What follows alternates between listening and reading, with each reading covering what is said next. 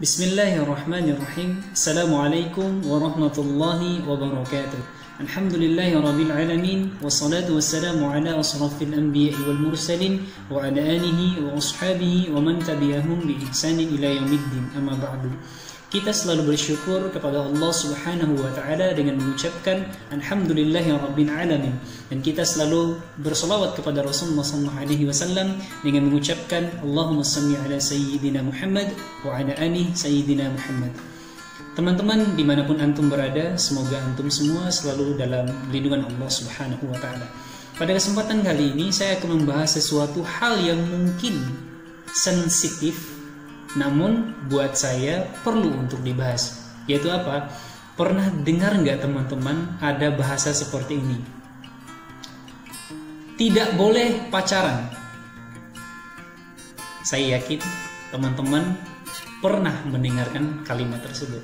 Saya katakan hari ini, pacaran boleh.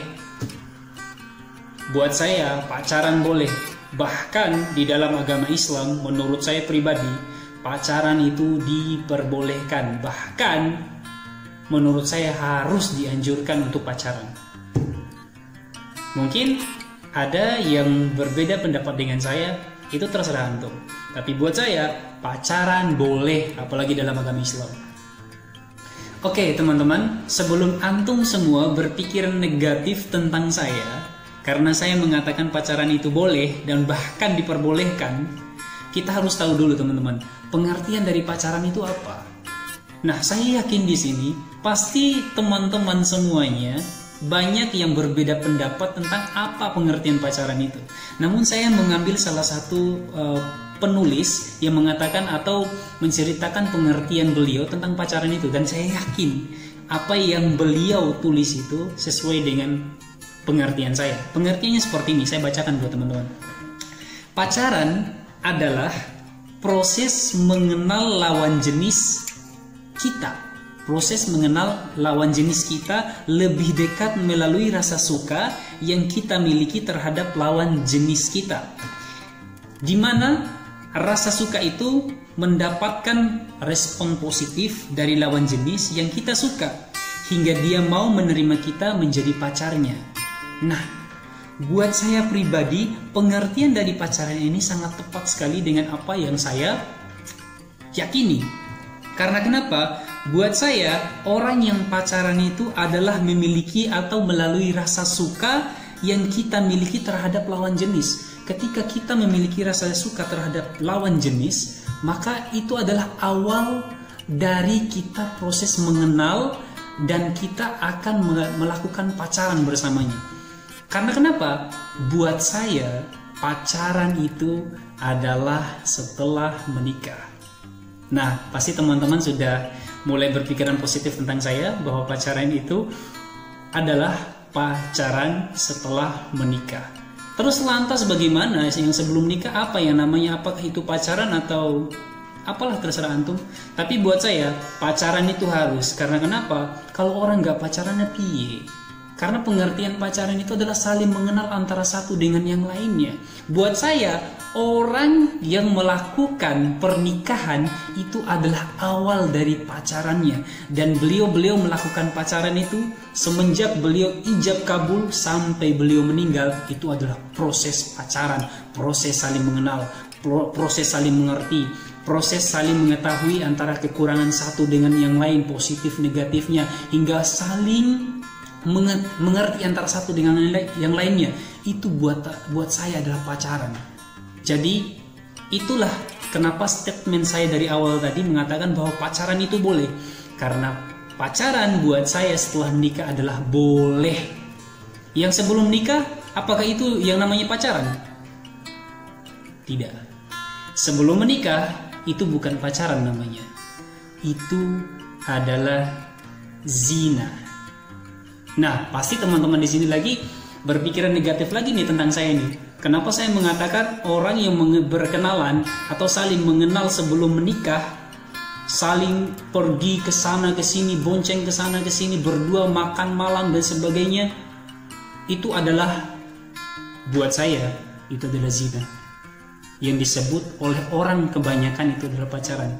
Antum boleh berbeda pikir, boleh berbeda pendapat dengan saya. Tapi pendapat saya tentang apa yang antum lakukan sebelum nikah, kalau seandainya pergi bersama, berjalan bersama, bonceng ke sana, bonceng ke sini, belum ada status pernikahan, maka itu bukan pacaran, tapi itulah zina. Yang namanya pacaran itu setelah menikah, dan pacaran itu boleh. Itu teman-teman pengertian saya tentang pacaran tadi. Sekarang kita masuk ke zinahnya. Sekarang mungkin pertanyaannya, apa sih pengertian dari zina itu menurut antum semua? Antum bisa komen di bawah komen apa pengertian antum tentang zina.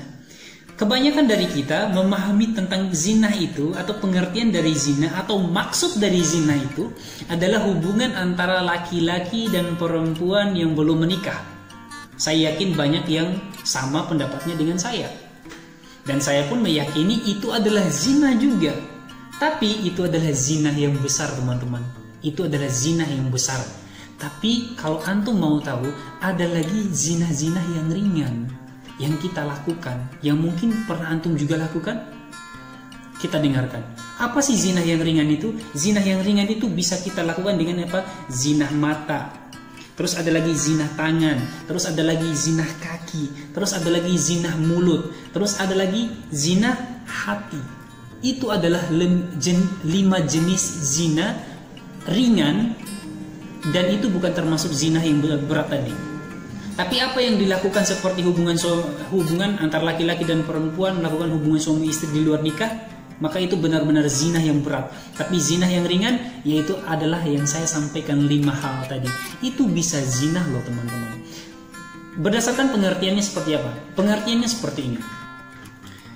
Zina mata, zina tangan, zina kaki, zina mulut, dan zina hati itu bisa dikatakan zina ketika itu dibenarkan oleh kemaluan kita.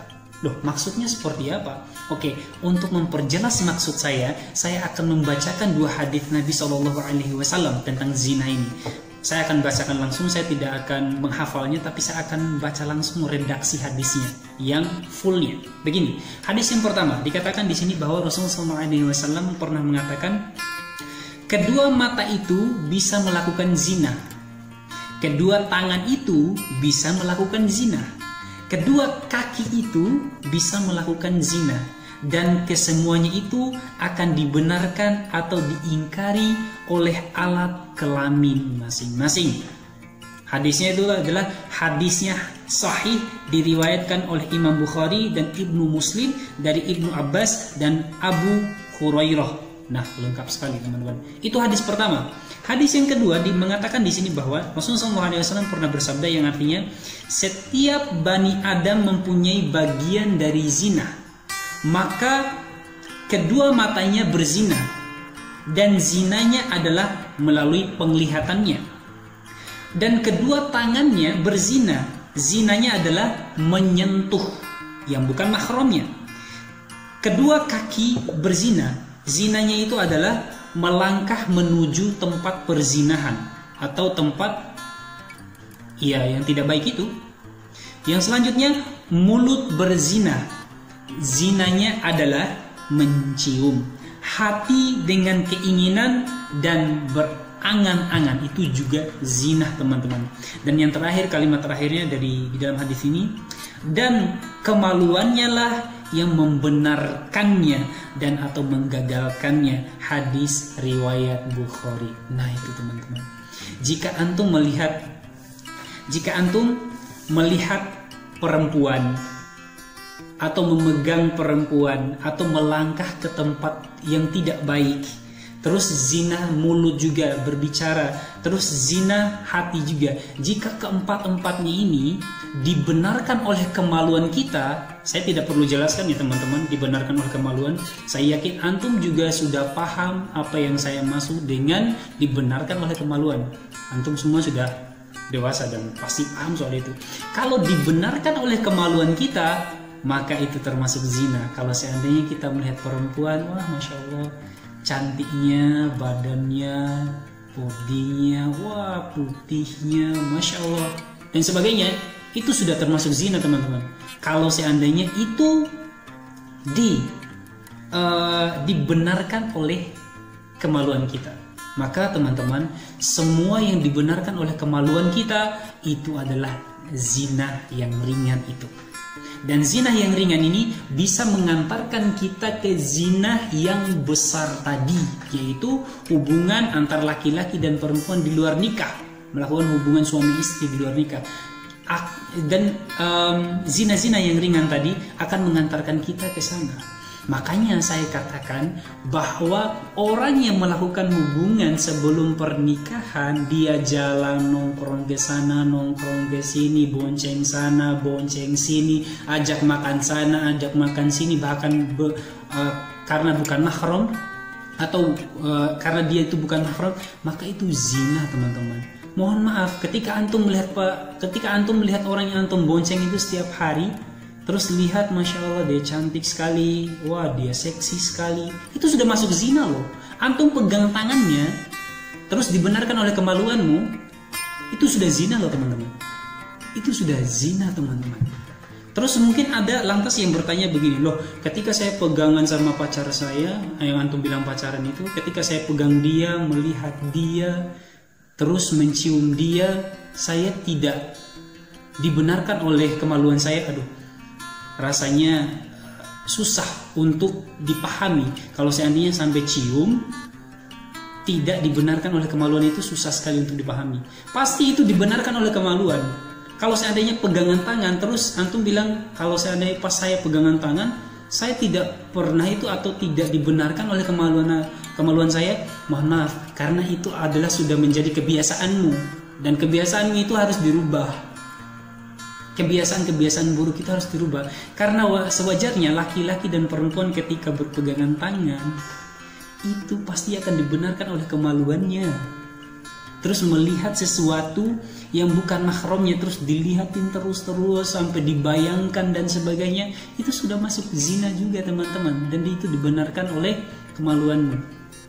Oke, maka terakhir saya bilang, itulah yang mengatakan bahwa, atau menurut saya tadi, bahwa hubungan yang dilakukan sebelum pernikahan itu, yang antum bilang pacaran itu, buat saya itu adalah zina.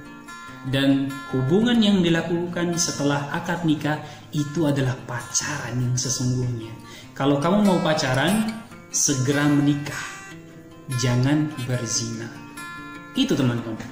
Teman-teman, dimanapun antum berada, mungkin dari penjelasan saya tadi, ada yang mungkin tidak suka, atau ada yang mungkin suka. Terima kasih banyak bagi yang suka. Mungkin bagi teman-teman yang gak suka ini, mohon maaf sekali, saya hanya menyampaikan apa yang menjadi hadis Nabi SAW. Itulah zina, itulah pacaran buat saya. Jadi jika ada yang marah dengan apa yang saya sampaikan, berarti antum mau marah dengan hadis Nabi SAW. Jadi teman-teman, semua apa yang saya sampaikan tadi tidak ada terkecuali, baik itu perempuan, laki-laki, sama semuanya. Harus memahami zina itu seperti apa, harus memahami pacaran itu seperti apa. Dan itu adalah pendapat saya. Kalau seandainya antum punya pendapat, silakan antum buat videonya, atau mungkin antum bisa komen di bawah komennya. Bisa komen dan mungkin mengomentari saya, atau bisa juga mengomentari apa yang saya sampaikan, atau mungkin antum punya pendapat sendiri tentang pacaran itu, silakan antum buat videonya, terus mungkin linknya dikirim ke saya. Mungkin seperti itu teman-teman. Oke teman-teman, dan bagi teman-teman yang akhwat juga harus bisa paham juga ya. Jadi kalau ada laki-laki yang benar-benar mau serius sama antum, yang akhwat, yang saudari-saudariku yang perempuan, kalau benar-benar laki-laki itu mencintaimu, sayang sama kamu, ingin menjalin hubungan serius dengan kamu, laki-laki itu akan datang ke rumahmu. Laki-laki itu akan datang ke rumahmu, minta izin kepada orang tuamu, minta izin kepada bapak dan ibumu. Orang yang sayang atau laki-laki yang sayang kepada seorang perempuan, jangankan menyentuh perempuan tersebut, jangankan menyentuhnya, memandang dia saja lama-lama sampai dibenarkan oleh kemaluannya, dia tidak akan berani. Saking sayangnya, saking cintanya sama kamu. Karena kenapa? Kamu itu ada, wanita itu adalah mulia. Kami laki-laki itu harus memuliakan antum, akhwat atau akhwat. Kami itu kalau misalkan kami laki-laki benar-benar mau mencintai kalian, cinta banget sama kalian, kami itu akan menjaga kalian. Makanya saya bilang tadi, jangankan menyentuh, apalagi sampai mencium. Melihat kalian aja dengan lihat atau tatapan yang tidak baik, kami itu akan menundukkan pandangan. Karena kenapa? Saking kami itu menghargai antum sebagai seorang wanita yang dimuliakan oleh Allah Subhanahu wa taala. Karena salah satu Islam ini datang untuk memuliakan antum perempuan. Antum sudah dimuliakan oleh agama ini, tapi kenapa antum tidak mau memuliakan diri antum? Dan laki-laki yang pandai untuk memuliakan perempuan itu adalah dengan apa? Dengan cara ketika kami ini laki-laki suka kepada antum, kami itu akan datang ke rumahnya antum, minta izin baik-baik kepada orang tuanya untuk mengenal anaknya, untuk mengenal keluarganya, bagaimana sifat keluarganya, sifat dianya dan sebagainya. Kalau memang cocok, langsung kita nikah. Itu laki-laki yang sebenar-benar serius itu. Dan bagi teman-temanku yang akhwat sekalian atau yang perempuan sekalian, kalian gak usah khawatir, karena kami sebagai seorang laki-laki sudah ada panduannya. Bagaimana Nabi SAW menjelaskan tentang perempuan yang harus kami nikahi itu seperti apa. Jadi teman-teman perempuan hanya melakukan itu, syarat-syarat itu, karena kami sebagai laki-laki mengikuti ajaran agama ini, menikahi kalian perempuan itu karena apa? Karena harta antum, karena nasab antum, karena kecantikan antum, dan karena agama antum. Dan yang paling baik itu adalah karena agama. Perbaiki agama antum. Kalau misalkan cantik itu bonus buat kami.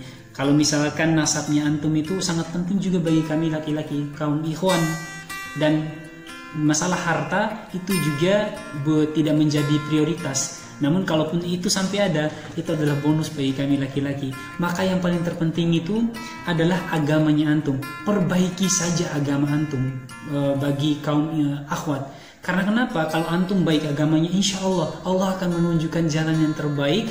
Allah akan menunjukkan atau memberikan ikhwan yang terbaik, yang cocok untuk kamu dan yang terbaik untuk kamu. Itu adalah sebuah hadis, teman-teman. Itu hadisnya hadis riwayat Bukhari dan Muslim. Begitu juga bagi yang ikhwan, yang laki-laki. Kalau seandainya perempuan ingin memilih ikhwan, cuma 2. Setahu saya, cuma 2 yang perlu dilihat, yaitu apa? Akhlaknya dan agamanya. Karena gini, kenapa kok akhlak sama agama? Kadang ada orang yang akhlaknya baik tapi agamanya biasa-biasa aja. Contohnya seperti apa? Dia itu ucapannya baik, perkataannya baik, sikapnya baik dan sebagainya baik, tapi dia jarang sholat, jarang ngaji. Wah, itu jangan juga. Tapi ada juga orang yang rajin sekali ngaji, rajin sekali berpuasa, rajin sekali sholat, tidak meninggalkan sholat, tapi mulutnya itu sering menyakiti orang. Nah, itu susah juga. Jadi usahakan bagi yang akhwat mencari laki-laki yang baik agamanya dan yang baik akhlaknya. Nah, makanya sebagai seorang laki-laki memperbaiki kedua ini sehingga kami dapat dipilih oleh akhwat-akhwat yang juga yang salehah. Dan semoga baik antum yang akhwat ataupun yang ikhwan, semoga antum dapat dipertemukan oleh Allah Subhanahu wa taala dengan jodoh kita masing-masing yang dipilihkan oleh Allah Subhanahu wa taala. Dan pilihan Allah Subhanahu wa taala tidak mungkin salah, teman-teman. Dan itu semoga kita dapat hidup bersama dengan keluarga kita ketika nanti sudah menikah dengan kehidupan yang sakinah, mawaddah, warahmah. Mungkin itu teman-teman dari saya pada kesempatan kali ini. Mudah-mudahan bermanfaat. Sekali lagi mohon maaf jika ada salah kata atau ucapan yang saya sampaikan itu menyinggung perasaan antum. Terima kasih. Wassalamualaikum warahmatullahi wabarakatuh.